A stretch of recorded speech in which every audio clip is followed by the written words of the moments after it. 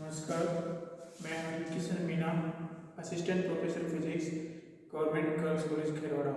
Thermodynamics के e lecture में आपका स्वागत है। आज हम लोग पढ़ेंगे मैक्सवेल का वेग वितरण नियम।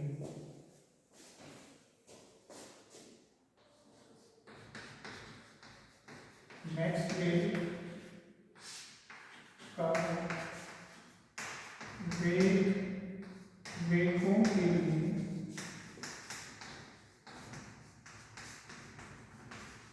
वितरण नियम। मैक्सवेल का वेगों के लिए वितरण नियम। मैक्सवेल ने किसी गैस के अणुओं में वेगों का किस प्रकार से वितरण रहता है, इसके लिए एक नियम दिया और इस नियमों के लिए उन्होंने कुछ परिकल्पनाएं की। तो परिकल्पनाएं इस प्रकार से हैं। पहली परिकल्पना ये थी कि किसी दी हुई आयतन में, जैसे हमारे पास में इस आयतन के अंदर कोई गैस भरी हुई है, तो किसी दी हुई आयतन में अणुओं की संख्या अत्यधिक होती है। अणुओं की संख्या क्या होती है? अत्यधिक। अणुओं की संख्या अत्यधिक होती है और इस आयतन में जो अणु हैं उनके वेग सभी संभव वेगों का परिणाम 0 से इनफाइनाइट होता है। उसमें जो वेग है, जिस परिमाण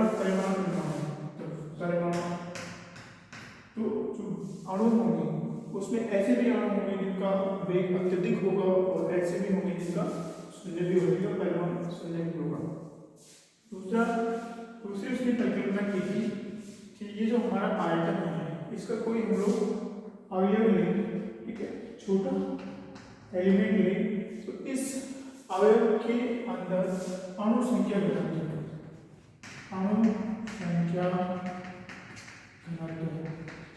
ये क्या होगा? अणु संख्या घनत्व ये नियत रहेगा। फॉर एग्जांपल ये n है, n क्या है हमारा? Capital N divided b। जो n क्या है? अणु की संख्या, कुल अणु की संख्या n है और हमारा v आयतन है। इस प्रकार से इस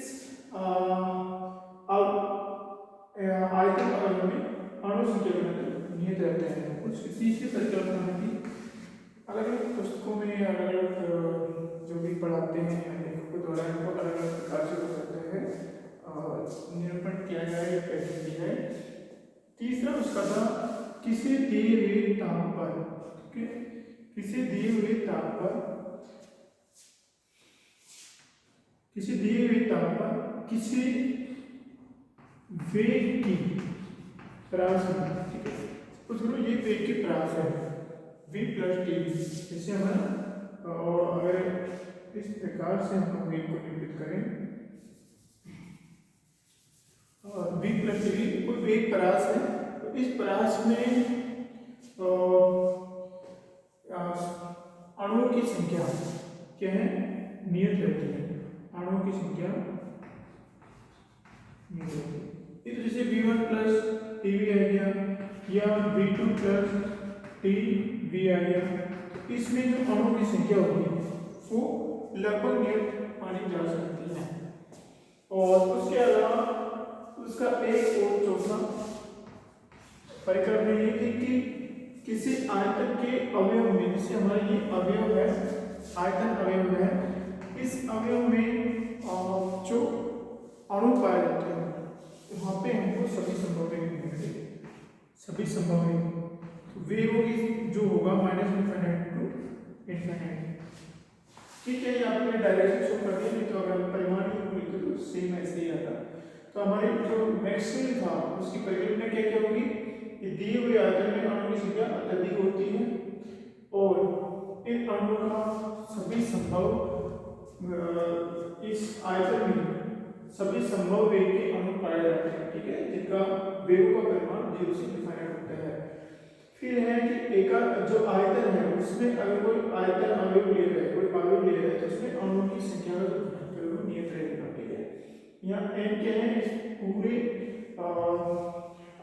आयतन में, दिए गए आयतन में अणु की संख्या है और v है इस हमारे जो आयतन है जो टोटल आयतन है वो है कुल आयतन।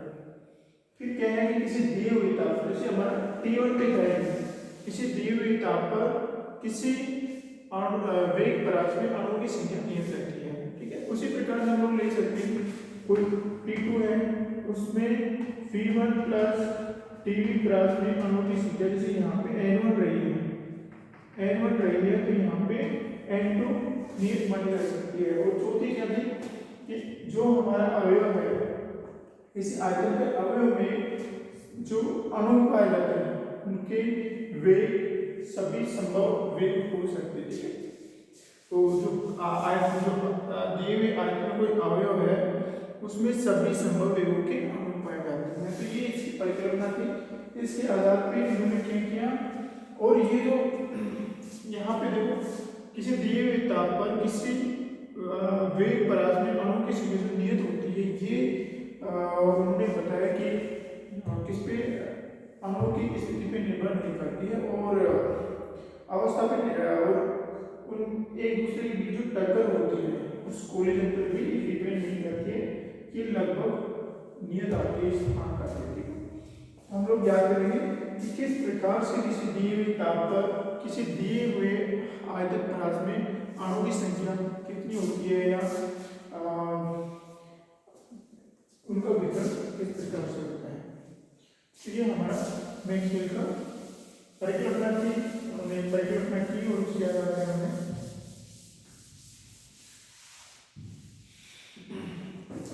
तो हम लोग ऊष्मागतिकी से जानते हैं कि जो अणुओं की ऊर्जा होती है तो उस ताप पे निर्भर करती है, जो कि गैस के जो अणु है उनकी ऊर्जा ऊष्मागतिक ताप है या परम ताप है उसके समानुपाती होती है या उस पर निर्भर करती है, समानुपाती का उस पर निर्भर करती है। तो मैक्सवेल कैनोनिकल डिस्ट्रीब्यूशन है, मैक्सवेल कैनोनिकल वितरण है, उसके अनुसार किसी ऊर्जा स्तर की जब हम लोग अणु को ऊर्जा देंगे तो अणु की जैसे जैसे हमारे इस आयतन में जो अणु है इसका ताप T1 है, तो इसमें अणुओं की क्या है ऊर्जा स्तर बन जाती है। हम लोग क्वांटम मैकेनिक्स में या फिर सॉलिड स्टेट में पढ़ेंगे किस प्रकार से ये बनते हैं। तो किसी ऊर्जा स्तर एप्सिलॉन, ठीक है, अणु की ऊर्जा स्तर एप्सिलॉन में पाए जाने की प्रायिकता होती है, ठीक है, प्रायिकता होती है। वो प्रायिकता ये प्रायिकता प्रोपोर्शनल होती है e to the power minus epsilon kT, ठीक है। यहाँ पे एप्सिलॉन तो ऊर्जा है, k हमारा बोल्ट्जमैन कांस्टेंट है और T टेम्परेचर है। इस प्रकार से अगर किसी स्थिर ताप T पर इसमें कोई गैस है तो एप्सिलॉन ऊर्जा स्तर में अणु की कितनी संख्या होगी वो इसके प्रोपोर्शनल होगी, ठीक है। उसकी प्रायिकता ये होगी e to the power minus epsilon kT। अब हमारी जो चिरसम्मत यांत्रिकी है, ठीक है, चिरसम्मत यांत्रिकी है, चिरसम्मत यांत्रिकी में किसी अणु की अवस्था को हम लोग किस में निरूपित करते हैं, स्थिति निर्देशांक R और ये तो स्थिति निर्देशांक हो गया और दूसरा हो गया हमारा संवेग का निर्देशांक। स्थिति निर्देशांक और संवेग निर्देशांकों में उसको निरूपित करते हैं और स्थिति निर्देशांक कौन से हैं हमारे ds, dy, pz और px, py, this is x y z, okay. स्थिति निर्देशांक है x y z और हमारे संवेग निर्देशांक है px, py और pz, ठीक है। अब हम लोग किसी अणु की स्थिति निर्देशांक r प्लस dr व जो संवेग निर्देशांक p प्लस dt में पाए जाने की प्रायिकता ज्ञात करेंगे।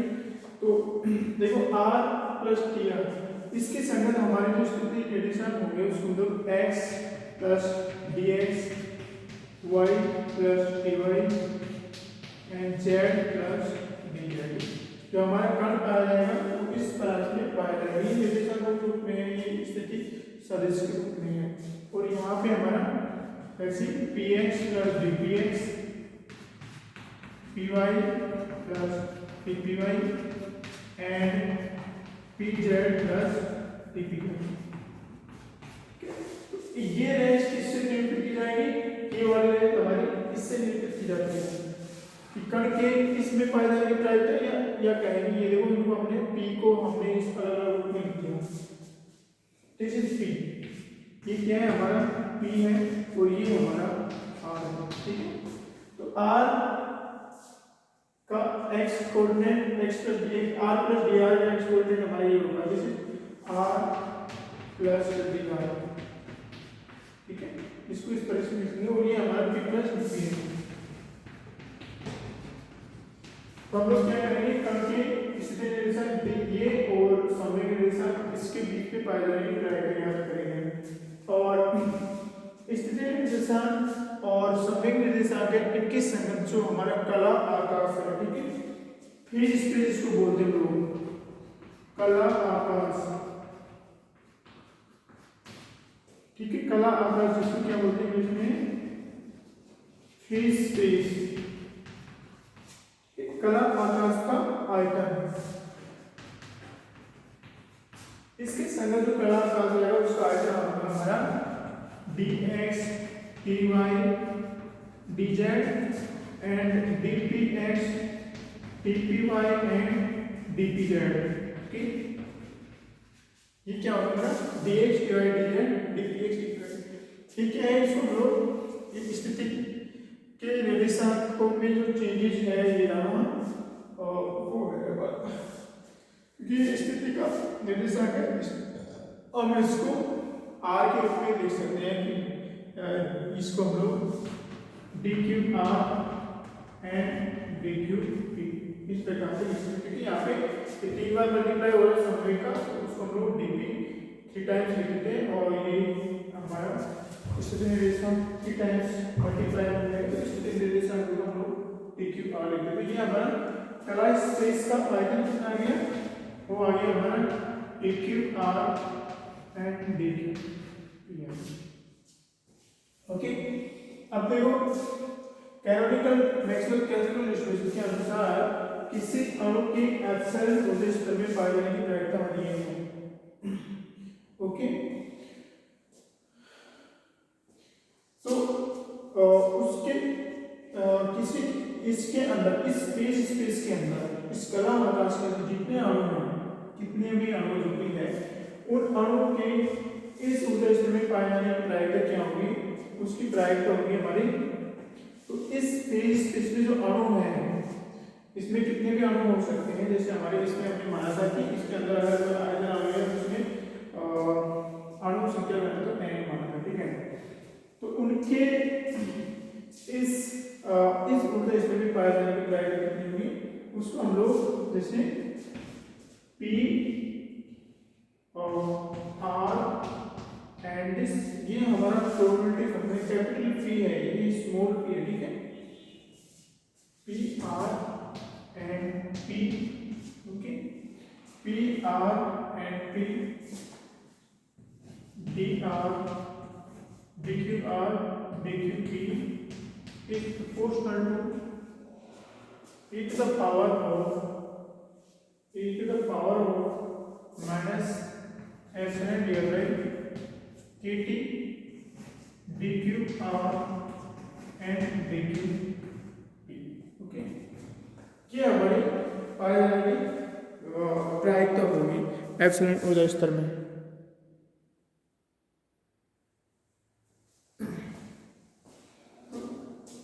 हमारे इस स्पेस में सपोज करो हमारे जो प्रायिकता फंक्शन है वो ये है, तो हम लोग स्पेस के आयतन को इससे मल्टीप्लाई कर देते हैं, तो हमारा ये आ गया कि किसी इस स्पेस में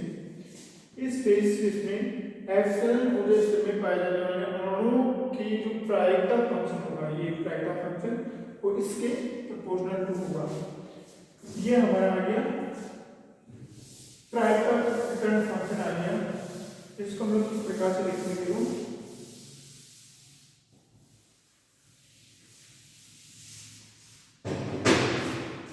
P capital P R and P PR DQP proportional to e to the power of minus epsilon divided KT dq R dq P। Okay, तो किसी फेज स्पेस में स्थित अणुओं के इस ऊर्जा स्तर में पाए जाने की प्रायिकता है। ठीक है, जैसे हमारा फेज स्पेस का आयतन कितना सा आता है, तो इस फेज स्पेस के अंदर जितने अणु हैं उन अणुओं की इस ताप T पर इस ऊर्जा स्तर में पाए जाने की प्रायिकता यानी मैक्सवेल बोल्ट्जमैन डिस्ट्रीब्यूशन के अनुसार। अब हम देखो जानते हैं जो काइनेटिक, हम ये भी मानते हैं कि जो हमारे अणुओं की ऊर्जा है सिर्फ काइनेटिक एनर्जी है, अन्य किसी प्रकार की ऊर्जा नहीं है, क्योंकि अणुओं के बीच में क्योंकि आदर्श केस है तो अणुओं के बीच में किसी प्रकार का आकर्षण या प्रतिकर्षण बल नहीं लग रहा है। ठीक है, और सभी अणु आइडेंटिकल है और उनके बीच में जो ऊर्जा है वो सिर्फ काइनेटिक एनर्जी के कारण होती है, क्योंकि एक अणु से जैसे जैसे ताप बढ़ाते हैं तो अणुओं की गति के कारण या एक अणु से दूसरे अणु से टकराने के फलस्वरूप उनमें जो मोमेंटम होते हैं या जो मूवमेंट होते हैं, गति होती है, उसके कारण होती है। तो हम लोग काइनेटिक जो एप्सिलॉन है उसको हम लोग प्योर काइनेटिक एनर्जी माने। ठीक है, 1/2v²। ठीक है, वो भी क्या है हमारे समय के कारण है, क्योंकि समय क्या होता है mv, तो हमारा v कितना होगा p/m। ओके, सो p/m होगा या हमारा v² = p²/m होगा। ठीक है, तो हम लोग v² के यहाँ पे p²/m रख देते हैं। क्या हम लोग देखो दिस इज इक्वल टू हाँ ओके, दिस ये v² है, p² का मान यहाँ आएगा हमने 1/2m p²/m ओके m², यहाँ पे m² आएगा क्योंकि हमने इसका स्क्वायर कर दिया, तो ये स्क्वायर तो m से m कट जाएगा तो हमारा बनेगा p²/2। हमारा जो एप्सिलॉन है उसको काइनेटिक एनर्जी के रूप में वेलोसिटी के रूप में हम लोग v² रखेंगे और हम मोमेंटम के रूप में इस प्रकार से रखेंगे, क्योंकि यहाँ पे हमारा मोमेंटम है एक पोजीशन फंक्शन है, तो हम लोग जो एनर्जी है उसको मोमेंटम के रूप में रखेंगे, तो हमारा जो वितरण फंक्शन आएगा सॉरी प्रोबेबिलिटी आएगी तो p of p dq of r dq of p just proportional to e to the power minus epsilon equal to p²/2m. This is p² / 2m multiplied by 1/kT. ठीक है, and this is dqr and dqp। Okay, तो ये हमारा function आ गया कि जहाँ पे देखो हमारा जो एनर्जी है वो किसके रूप में है, मोमेंटम के रूप में, और हमने जो प्रोबेबिलिटी फंक्शन है हमारा उसका मान भी हम लोग समय के रूप में यहाँ पे लिख दिया। अगर हम लोग क्या यहाँ पे जो ये प्रायिकता है ये किसी अणु की ऊर्जा समय p में पाए जाने की प्रायिकता है। और ओके, और तो हम लोग क्या करेंगे, अगर हम लोग v में ज्ञात करना चाहेंगे, ठीक है, किसी अणु की ये तो क्या थी कि r + dr और p + pp समय परास में पाए जाने की प्रायिकता है। और हम लोग ज्ञात करना चाहिए, अगर समय की जगह हम लोग क्या लेना चाहिए r + dr और v + dp। ठीक है, अगर हम लोग किसी स्थिति सदिश r + dr और किसी वेग त्वरण वेग परास p प्लस dv के बीच में अगर हम लोग किसी अणु के पाए जाने की प्रायिकता ज्ञात करें तो हम लोग ज्ञात कर सकते हैं क्या करके एप्सिलॉन की जगह हम लोग v रख सकते हैं, या फिर हम लोग जैसे हमारा p इक्वल टू क्या है, यहाँ से हमारा p इक्वल टू mv है। ठीक, तो यहाँ पे p इक्वल टू mv हम लोग यहाँ पे सब जगह रख देते हैं। तो देखो जब p इक्वल टू mv रखेंगे तो हमारा dp क्या आएगा, dp equal to m tan dv आएगा। m tan dv आएगा, हम लोग किस पे रख देते हैं तो हम लोग पाएंगे कि हमारे किसी अणु के r प्लस dr और v प्लस dv रेंज में पाए जाने की प्रायिकता आ जाएगी। ओके, तो देखो निकालते हैं कितनी आ गई,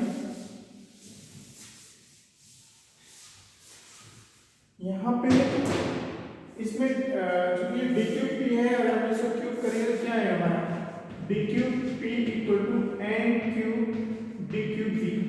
ठीक है, ये v आयतन नहीं है हमारा, v क्या है, वेग है।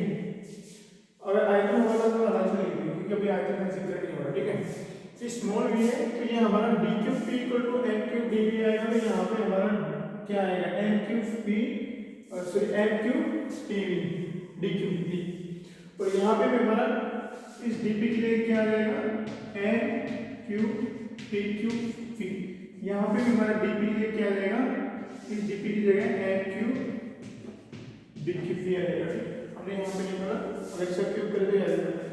और यहाँ पे p स्क्वायर है तो p स्क्वायर क्या है आएगा हमारा, p स्क्वायर तो p स्क्वायर किया तो हमारा क्या आएगा, m स्क्वायर v। ओके, यहाँ से जो p स्क्वायर किया है p स्क्वायर तो m स्क्वायर v, और p स्क्वायर बाय 2m देखो यहाँ से निकालने को, और p square by 2m, p square divide by 2m equal to mv square divide by 2m, this is equal to m से m कट गया v स्क्वायर डिवाइड बाय 2। ठीक है, तो हमारा p स्क्वायर डिवाइड बाय 2 क्या आएगा, p square divide by 2 p square divide by 2 आएगा। तो हमने यहाँ पे और यहाँ पे ये वैल्यू प्लेस की, और p स्क्वायर डिवाइड बाय 2 के लिए हमने ये रखा, तो हमारा जो प्रायिकता वितरण फंक्शन आएगा वो किस रूप में आ जाएगा, वेग के रूप में आ जाएगा। देखो इसको हम लोग p प्राइम लिखते हैं, capital p prime r and p dq r and dq p is proportional to e to the power minus p square by 2, is p square divided 2 kt, p square divided 2 kt dq r and dq। ठीक है, तो ये हमारा वेगों का वितरण function आ गया। ठीक है, वेगों के रूप में। तो यहाँ पे हमारा मोमेंटम के रूप में था मोमेंटम, और यहाँ पे हमारा वेग के रूप में है। तो यहाँ से हम लोग क्या कर सकते हैं, जो भी है कि किसी टेम्परेचर T पर वेग प्लस दिए हुए वेग प्लस में अणु की संख्या वो हम लोग भी कैलकुलेट करते हैं, कितनी आती है कितनी नहीं आती है। देखो यहाँ पे ओके,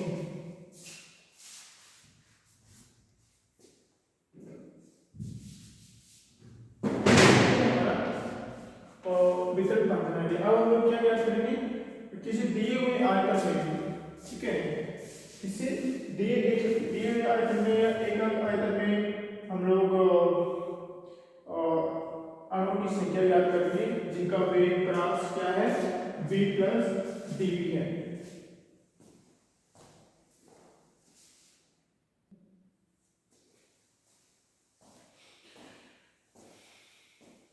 अब हम लोग क्या करेंगे, एकक आयतन में अणु की वो संख्या ज्ञात करेंगे जिनका वेग क्या है, v प्लस dv है। ओके, तो हम लोग क्या करेंगे, एकक आयतन में उन अणुओं की संख्या ज्ञात करेंगे जिनका वेग v प्लस dv है।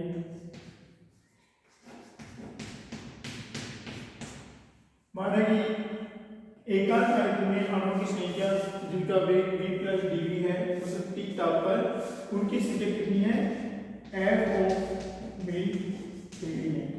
ओके, कितनी है? f ऑफ v dv है।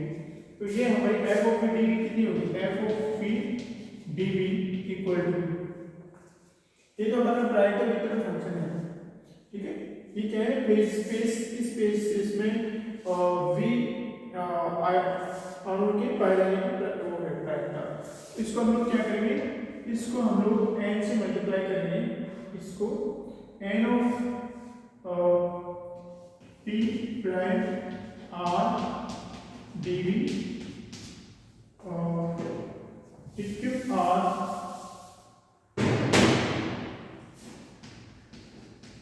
एंड डी क्यूब v, और इसको हम लोग किससे भाग देंगे? डी क्यूब r से, ठीक है। इसको हम लोग डी क्यूब r से भाग देंगे तो हमारा ये सिर्फ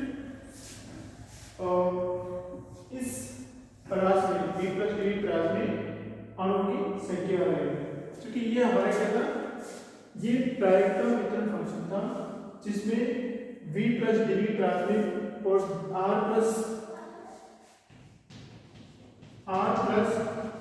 dr प्लस में और v प्लस dv प्लस में अणुओं के पाए जाने की प्रायिकता है जिनकी ऊर्जा एप्सिलॉन है। और यहाँ पे हम लोग क्या करेंगे? ये तो क्या है? हमारा फ्री स्पेस में था, तो पूरे स्पेस में हम लोग ज्ञात करने के लिए क्या करते हैं? इसको हम लोग n से मल्टीप्लाई कर देते हैं। इस पूरे को हम लोग किससे मल्टीप्लाई करेंगे? n में। n से मल्टीप्लाई करते ही क्या आ जाएगा हमारे पास कि ऐसे अणु की संख्या आ जाएगी जैसे जिनका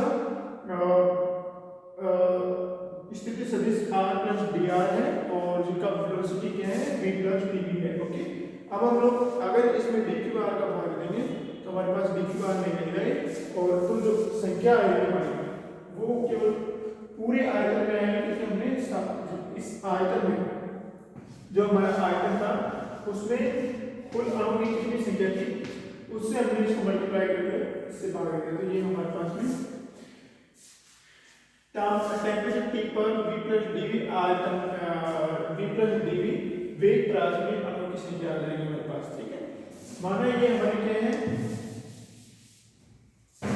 इसको हम लोग इस प्रकार से लिख सकते हैं f of v dv equal to f of v dv equal to dqv।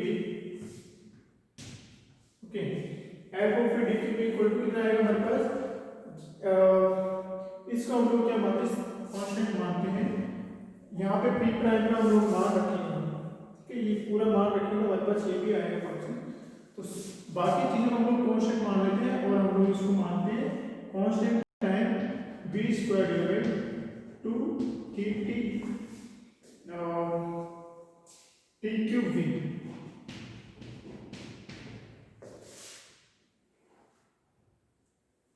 यहाँ पे हमारा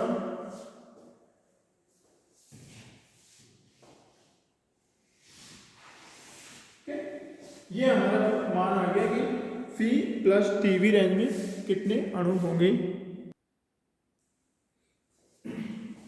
यहाँ पे देखो हमने जो चेंजेस किया था P इक्वल टू एम रखा था,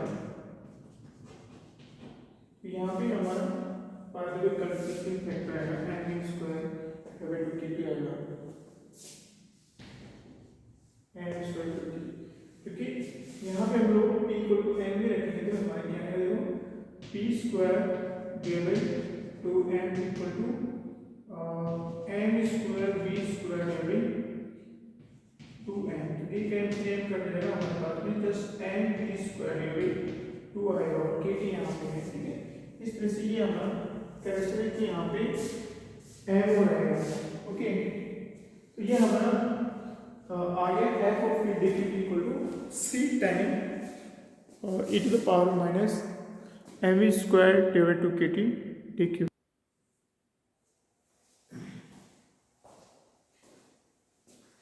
तो ये हमारा रिजल्ट आ गया। हम लोग इसको याद करेंगे और यहाँ पे सिर्फ कांस्टेंट है c, इसको हम लोग याद कर रहे हैं। देखो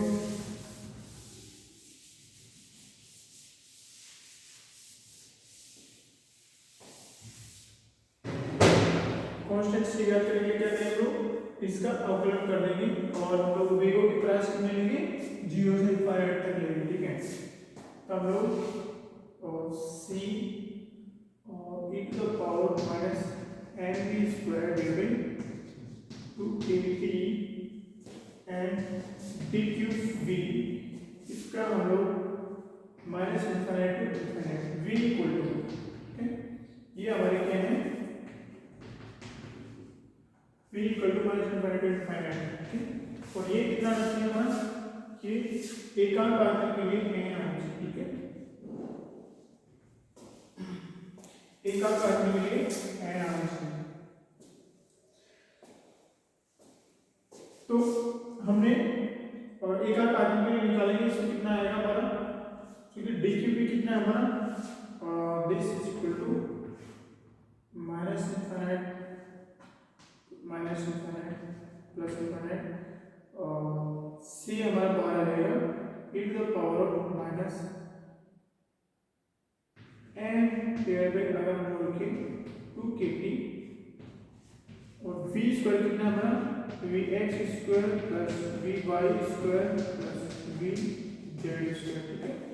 और ये होगा हमारा dx dy एंड dz हमने लिखा था, ओके। और this is equal to n, तो हमारे पास में ये 3 टाइम्स इंटीग्रेटेड है, 3 बार इसका समाकलन होगा। तो जब हम लोग x का करेंगे तो y z का नहीं करेंगे, z का करेंगे। तो देखो ये क्या है हमारा, इसको और से लिखते हैं c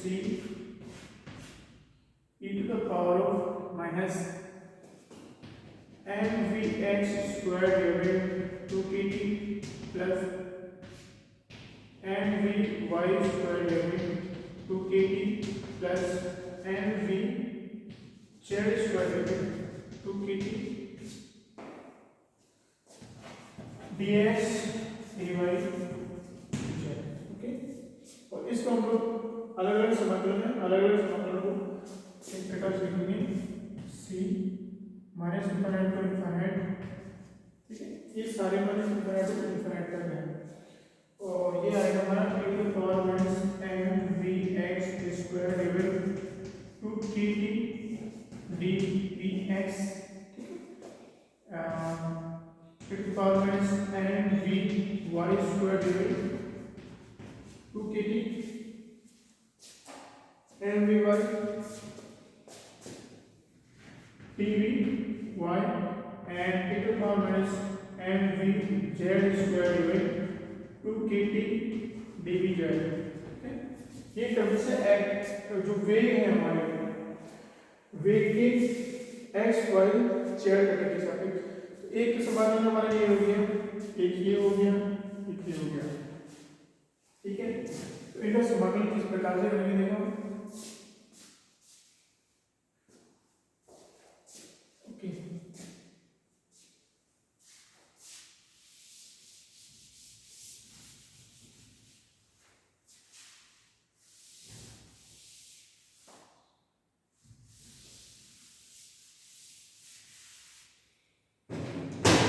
एक का समाकलन करते हैं, तो जो हमारा स्टैंडर्ड समाकलन है minus infinite to infinite, okay, ठीक ही रहेंगे, माइनस इनफाइनाइट टू इनफाइनाइट तक है।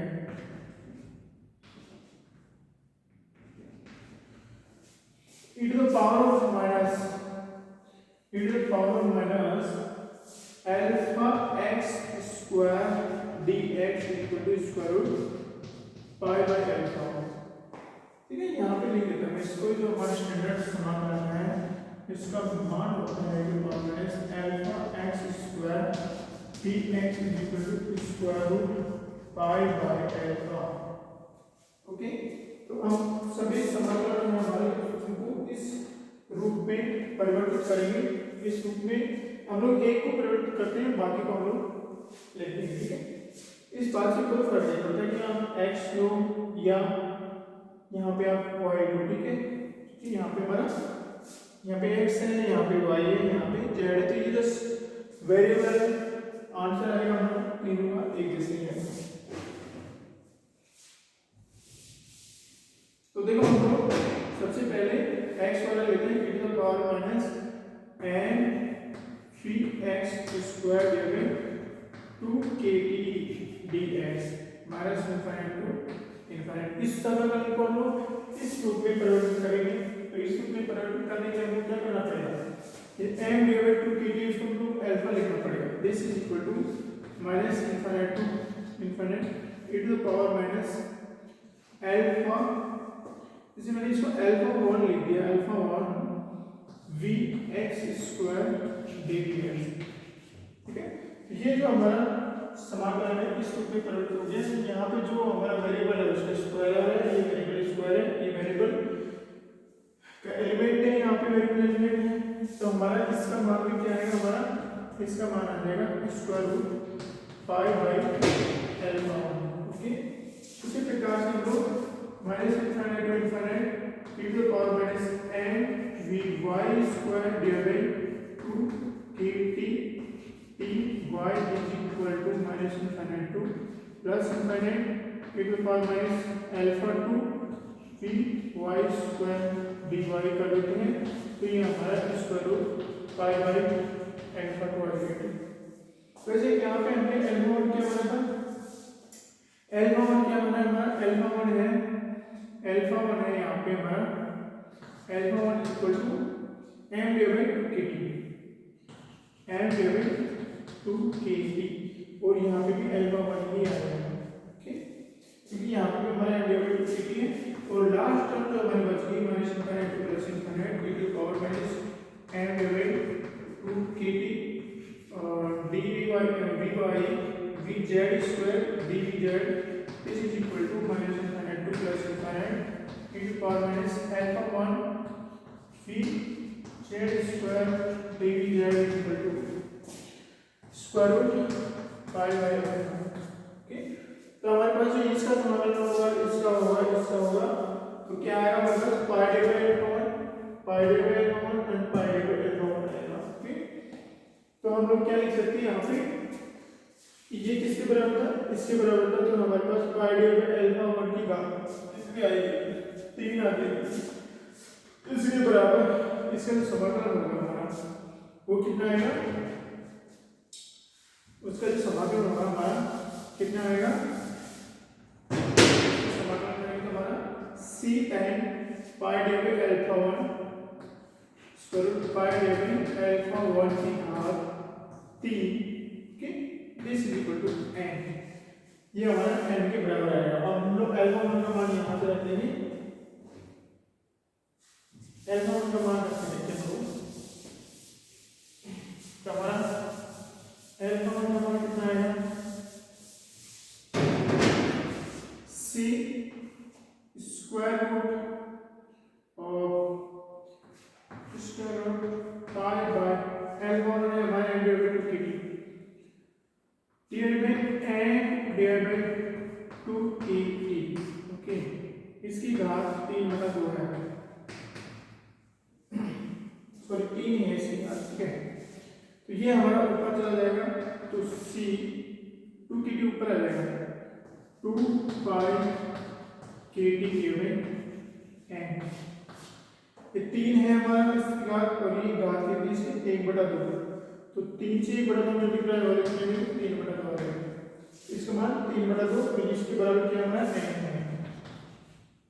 ठीक है, तो हमारा c का मान कितना आ जाएगा, यहाँ से हमारा c का मान आ जाएगा c इक्वल टू n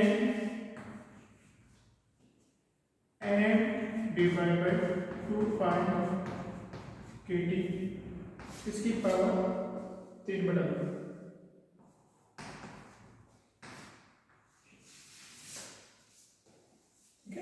ये हमारा c का मान आ गया। हम लोग c का मान यहाँ रखेंगे तो हमारा एकांक आयतन के लिए जो वेग प्लस v प्लस dv है उसमें अणुओं की संख्या आ जाएगी। ठीक है, तो हमारे एकांक आयतन के लिए वेग प्लस v प्लस dv के लिए अणुओं की संख्या आ जाएगी m of v dqv is equal to, ये ऐसे कैसे रहेगा, m डिवाइड 2 पाई kt की घात 3/2 और ये फोर्स ऐसे ऐसे आएगा। तो इसको इधर लिख देते हैं यहाँ पे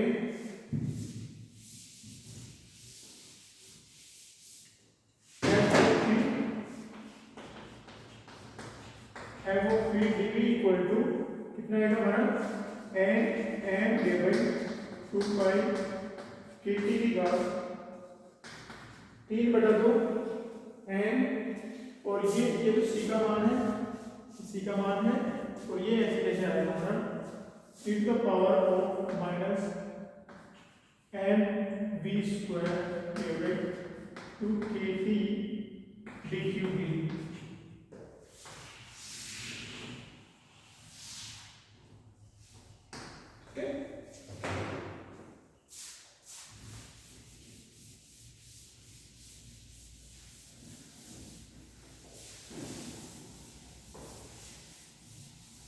ये हमारे क्या आ गया, एकाकार अणुओं की संख्या है जिनका वेग कितना है v प्लस dv है। v प्लस dv क्लास में अणुओं की संख्या v प्लस dv वेग वाले उन अणुओं की संख्या जो एकाकार आयतन में उनका मान आ गया हमारे पास। अगर हम लोग ऐसे अणुओं की संख्या याद करना चाहते हैं जो कि vx प्लस dvx क्लास नहीं है, okay, vx plus dvx class नहीं है, तो ये हमारा इस प्रकार से होगा, देखो f of vx dvx, f of vx dvx equal to ये होगा हमारा n time p prime r v divided by dq r, and यहाँ पे हमारा dq भी था, और यहाँ पे हमारा एक हो आएगा t p x dv1। Okay, हमने इसके साथ साथ इसका भी भाग लिया तो हमारे पास केवल dvx भी बचेगा। तो ये हमारा जैसे कितना आ गया, just constant c1 time e to the power minus mv square divide 2kt। ओके, c1 e to the power mv square divide 2kt dvx इतना आएगा। वहां पे हमारा जैसे vx है, यहाँ पे vx आएगा। ओके, इसका भाग लेते हैं हमारे, देखो यहाँ पे जो ये वैल्यू थी हमारी p प्राइम और ये क्या थी, p prime r v dq r dq v, ये कितनी थी हमारी, this was proportional to t। ओके, ये प्रोपोर्शनल टू t हमारी e to the power minus mv square divided 2kt time dq r and dq v। और जो v था हमारा क्या है, इस v is nothing but vx vy and vz।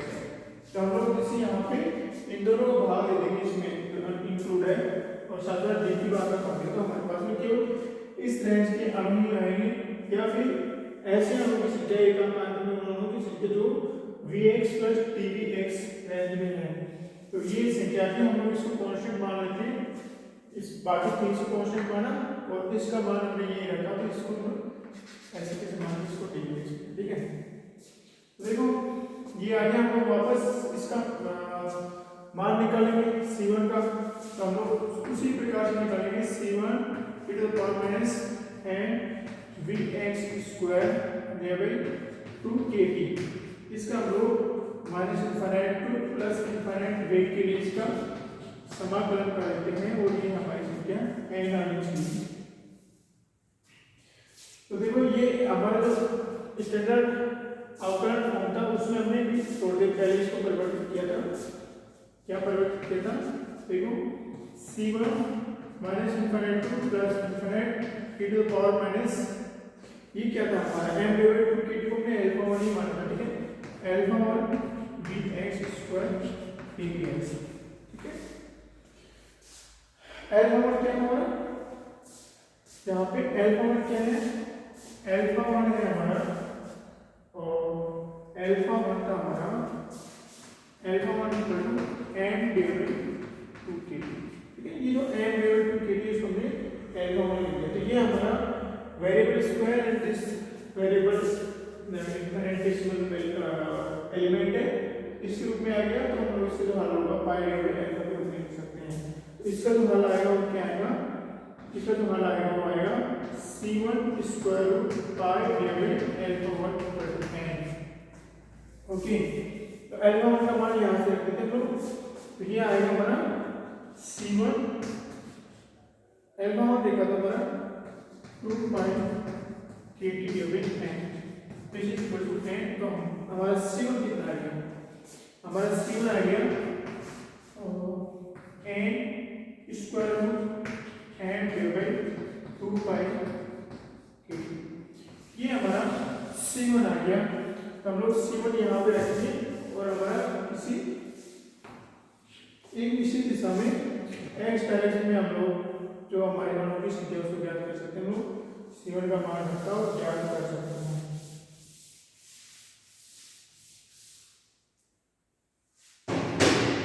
c1 का मान हमने यहाँ पे रख दिया, यहाँ से ठीक है c1 इक्वल टू, तो हमारा f of v x and dv x is equal to कितना आ गया n time square root n divided 2 pi kt e to the power of minus mv x square divided 2 kt dv x। ठीक है, ये x के लिए आ गया हमारा। इसी प्रकार से हम लोग y के लिए याद कर सकते हैं, इसी प्रकार से हम लोग z के लिए याद कर सकते हैं। देखो हम लोग अभी बताते हैं आपको f p of x dv x कितना है हमारा, f p of x dv x is equal to n time square root n divided 2 pi kt e to the power minus mv x square divided 2 kt and this is dx here। Okay, यहाँ पे ये n और उस x range के लिए है और यहाँ पे n हमारा आयतन के लिए था, इसलिए हमारा तीनों बार आएगा। तीनों बार देखो ये इसको 3 बार मल्टीप्लाई करेंगे, हमारा ये आएगा फॉर्मूला एग्जैक्ट आएगा, इस n में डिफरेंस आएगा वो कांस्टेंट है।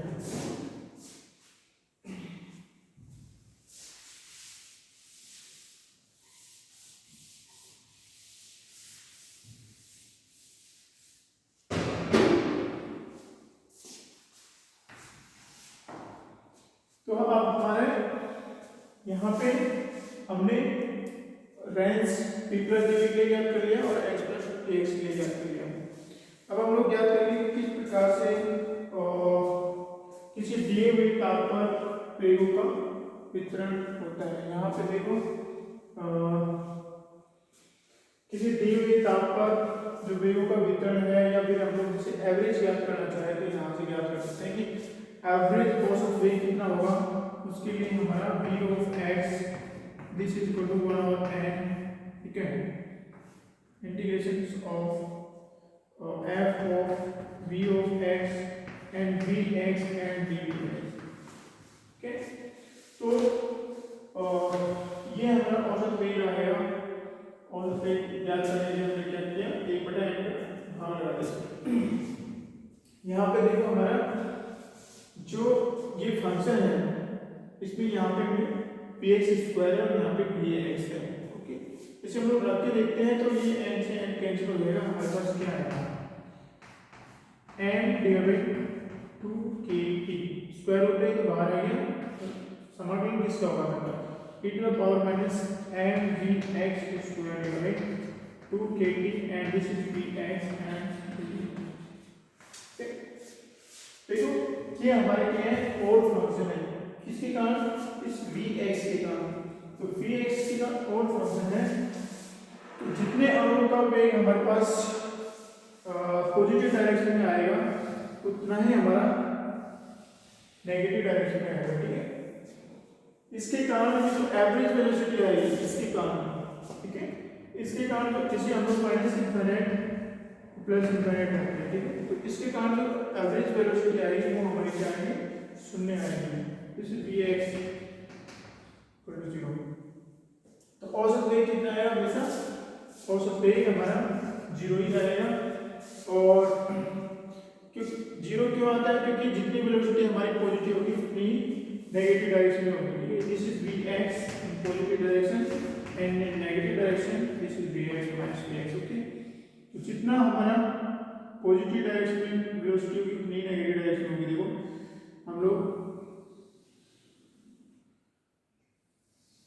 इस रूप में इसको निरूपित करते हैं। और दूसरा हमारा देखो यहाँ पे इन वेलोसिटी का f of v x and dx, this is f of vx। औसत वेलोसिटी तो शून्य आ गई, तो सबसे इसका मान सबसे ज्यादा v of x equal to 0 पे होगा। ठीक है, इसे हम लोग यहाँ पे v of x equal to शून्य रखेंगे तो हमारे पास में इसका मान कितना है? मैक्सिमम मान लगेगा। अगर यहाँ पे हम लोग शून्य नहीं रखेंगे तो जैसे जैसे हम लोग x का मान बढ़ाते जाएंगे तो ये जो e to power minus terms है उसके कारण क्या होगा? इस फंक्शन का मान घटता रहेगा। ठीक है, इसलिए vx इक्वल टू शून्य रखने पे हमारा इसका मान मैक्सिमम आएगा। उसके बाद में दोनों साइड में घटता है। इसके अलावा हम लोग एक और देख लेते कि हमारा जो f of px है वो क्या है? जैसे जैसे हम लोग ये टेम्परेचर बढ़ाते जाएंगे, ठीक है, क्या यहाँ से देखो अगर हम लोग जैसे इसको इसको छोड़ो और इसको यहाँ पे देखो तो टेम्परेचर जैसे बढ़ाते जाते हैं हम लोग, तो ये क्या है? डिनोमिनेटर में तो जैसे जैसे टेम्परेचर बढ़ेगा इसका मान घटता जाएगा। ठीक है, तो ये तो जैसे हमारा T1 पे है और जैसे हम लोग T2 पे याद करना चाहेंगे तो हमारा ये और भी फ्लैट आएगा T2, T1 is less than T2। ठीक है, और फिर लोग T का मान और बढ़ाते जाएंगे तो ये कर्व और फ्लैट हो जाएगा T3। तो T1 is less than T2 या हम लोग कहेंगे T3 is greater than T2 and T1। ठीक है, तो जैसे जैसे हम लोग टेम्परेचर का मान बढ़ाते जाते हैं जो हमारे अणु जो कि रेस्ट स्टेट में आने को इनकी प्रायिकता होती है वो हमेशा रेस्ट स्टेट में मैक्सिमम अणु स्थिर अवस्था में रहे, उनकी प्रायिकता कम होती जाती है। ये देखो कम होती है और जो अणु है अधिकतम अणु इस Vx इक्वल टू 0 से इतर वेलोसिटी एक्वायर करने की और अग्रसर होती है। तो जैसे जैसे हम लोग टेम्परेचर बढ़ाते हैं तो वे अणु जिनका वेग Vx इक्वल टू शून्य नहीं है उनका मान बढ़ता जाता है। ठीक, ये बढ़ गया। तो इस प्रकार से हम लोग इस डिस्ट्रीब्यूशन को एक्सप्लेन कर सकते हैं।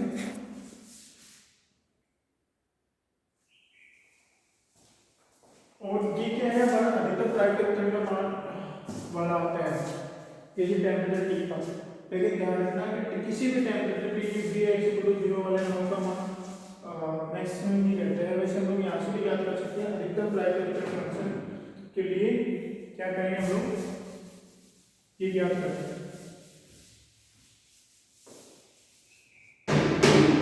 इसका हमने औसत निकाल लिया। समझ लो ये हमारा P of x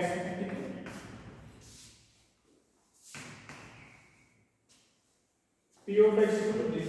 तो इसका मान अधिकतम निकालने के लिए क्या करेंगे हम लोग? Delta P of x divide delta Bx। ठीक है, किसी भी एक ग्रिड पर इसका मान अधिकतम कब होगा?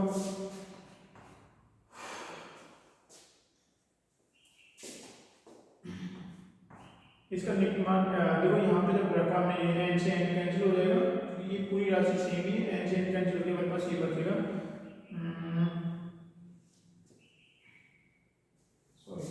This is equal to 1 upon n time this. तो ये हमारा कितना आएगा? Square root n divide 2 pi kt। Okay, और d of dx e to the power minus and vx square divided 2 kt dx। अधिकतम प्रायिकता वितरण के लिए ये हमारा मान 0 होना चाहिए, तो इसको हम लोग शून्य के बराबर कर देते हैं। ओके, तो ये तो शून्य है नहीं, तो हमारी जितनी टर्म होगी वो शून्य आएगी। तो कितना आएगा minus 2k t sorry minus m divided 2k t minus m divided 2k t times 2b to the power minus mx square divided 2k t। इसका मान अधिकतम ज्ञात करने के लिए हमने क्या किया कि जो f ऑफ x इसमें n का भाग लगाया और उसको हमने डेल्टा vx के साथ अवकलन किया और इसको शून्य के बराबर रखा ताकि इसका मान अधिकतम आ सके। ठीक है, ठीक है। औसत अणु ज्ञात करने के लिए हमने ये n का भाग लगाया कि औसत अणु ज्ञात करने के लिए ज्ञात किया कि ऐसे कितने अणु हैं औसत जिनका वेलोसिटी v और v प्लस dx के मध्य v प्लस dv के मध्य है। और फिर हमने इसका ऐसी कौन सी v है कि v प्लस dv के बीच में औसत अणु ज्ञात करने के लिए किया है। ठीक है, और v प्लस dv v का कौन सा मान होगा जिस पर हमारी ये संख्या महत्तम आएगी, उसके लिए हमने इसका vx के सापेक्ष अवकलन कर दिया। और क्या कंडीशन आती है निकल के, हमने इसका अवकलन किया तो हमारे पास ये आ गया, और चूंकि ये राशि शून्य हो नहीं सकती, ये तो x है मान, ओके, और ये भी हमारा शून्य नहीं गया, तो हमारे ये इनफाइनाइट होना चाहिए या फिर vx इक्वल टू शून्य होना चाहिए।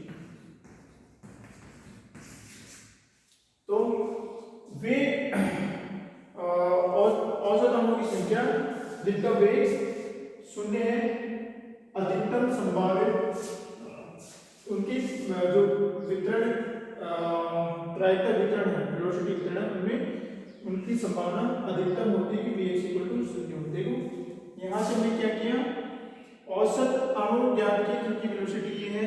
अब हम लोग ज्ञात कर रहे हैं कि जो संख्या है उसका मान हमको किस वेलोसिटी के लिए अधिकतम होगा, उसके लिए हमने क्या किया, इसका वेलोसिटी के सापेक्ष अवकलन करके हमने कंडीशन निकालनी चाहिए। तो वो हमारी vx इक्वल टू शून्य आ रही है, अर्थात vx इक्वल टू शून्य के सापेक्ष हमारा ये जो p ऑफ x है उसका मान अधिकतम होगा। p of x is nothing but इसके लिए हमने n का भाग दिया, तो ये भी हमारा अधिकतम होगा। तो इसीलिए हमारी ये v of x equal to अधिकतम आ रही है। वैसे हमने यहाँ से भी निकालेगा डायरेक्टली, अगर हम v of x equal to शून्य रखे तो इस फंक्शन का मान हमारा अधिकतम आता है, तो वो आ रहा है। ठीक है, उसके अलावा हम लोग एक और कंडीशन ज्ञात कर सकते हैं कि जो हमारा ये जो f ऑफ dx dvx है इसका मान 1 और e times f of x dv of x का होगा। ओके, 1 और e f of x dvx का होगा, तो हम लोग यहाँ से ज्ञात कर सकते हैं आसानी से। दिस इज इक्वल टू 1 और e करके हम लोग इसका मान ज्ञात कर सकते हैं। तो कितनी जो भी हमारी कंडीशन आएगी वो इससे आ जाएगी।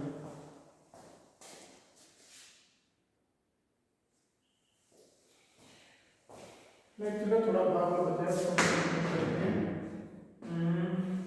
तो हमने देखो हमारा v ऑफ x पर इसका मान अधिकतम आएगा, और वो अधिकतम मान क्या होगा हम लोग निकाल लेते हैं इसके आपको ताकि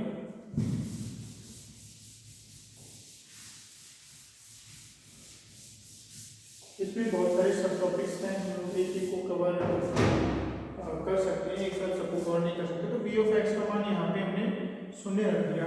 ठीक है, तो p of x equal to 1 और n टाइम दिस, तो ये n से n कैंसिल हो जाएगा, हमारे पास बचेगा। ओके, क्या बचेगा हमारे पास में n divided square root n divided 2 pi kt and v of x इसमें शून्य लगा, तो ये हमारा शून्य हो जाएगा। ओके,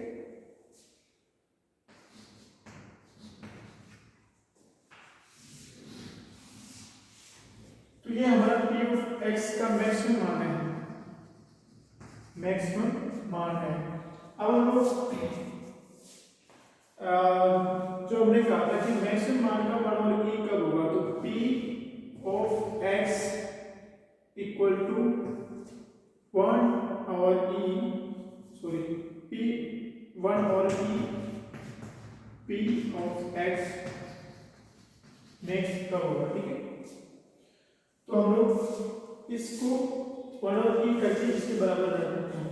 तो P ऑफ x कितना आ रहा है हमारा 1 और n टाइम कौन n divided 2 pi kt e to the power minus n v x square divided 2 kt dx this is equal to 1 of e time square root n divided 2 pi kt and this dx। Okay, तो देखो हमारा इससे और ये इससे cancel हो जाएगा। Okay, तो हमारे पास क्या बचता है इस e minus N V X square divide 2 kt equal to e inverse के बराबर है। तो हमारा ये पूरी चीज किसके बराबर आएगी, ये -1 के बराबर। तो N V X square divide 2 kt equal to 1। Okay, और हमारा वी एक्स कितना आ जाएगा V X equal to square root 2 kt divide by n। ये हमारा वी एक्स है। इसको मैं अभी समझाता हूँ।